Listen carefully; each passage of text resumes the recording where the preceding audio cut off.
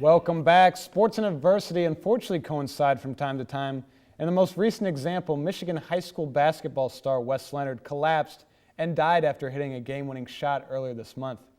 Now, after his team decided to play the rest of their season without Leonard, the Fenville team has gone on a run in the state tournament in tribute to their fallen teammate. Christian, this is a heartbreaking story for Michigan, but this happens a lot in sports, and there are other examples that we can draw upon that are like Wes Leonard's story that have ended as gracefully as this one. Of course, you don't want anything bad to happen to anyone, but it's never some easy. Inspiration can come. It's never easy, and the thing is, I don't look towards late season adversity to put a special kind of drive on a team, because adversity comes whenever it comes. It's not really, it doesn't change given a time. It's there. Sure. In recent years, Nick Adenhart of the Los Angeles Angels killed in a car accident. Tragic at the beginning of very beginning of the season though, and the Angels took that and ran with it all season. It was just something that put something on their shoulders. It was heavy, but they used it as like a springboard.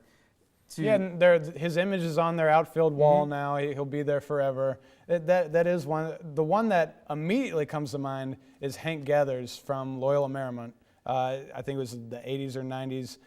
With Loyola Marymount was probably the highest scoring team in the nation.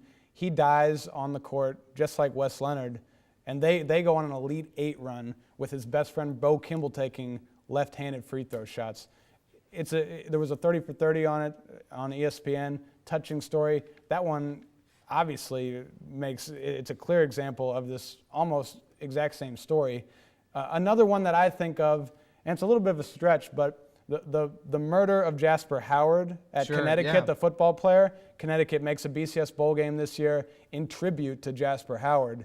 Another heartbreaking story, but inspirational to help one's team get to their goal. I think it's all about how you view it. You can either look at it and feel bad, and that's natural to be sad and feel bad things after a death, absolutely. But it's something that a lot of people deal with in their own way, and then it unifies people, especially in a team environment. When you lose, it's like a family. When you lose somebody of your own, it always brings everybody closer together. It's really great to watch. Yeah, and these players, you look at their post-game press conferences, and they say they've learned so much, zero of it about basketball. You learn a lot about life, how to say you appreciate someone. You don't know how long they're going to be along. Right. It has its blessings in disguise. It may be heartbreaking at the beginning, but it does, it pans out, and life does go on. On that note, we are out of time, but be sure to check out our weekly radio show on WSOE 89.3 every Wednesday night from 10 until midnight. Also read our weekly article in The Pendulum, watch our webcasts on YouTube, and become a fan on Facebook. As always, for everyone here at 101 Sports, whose side are you on?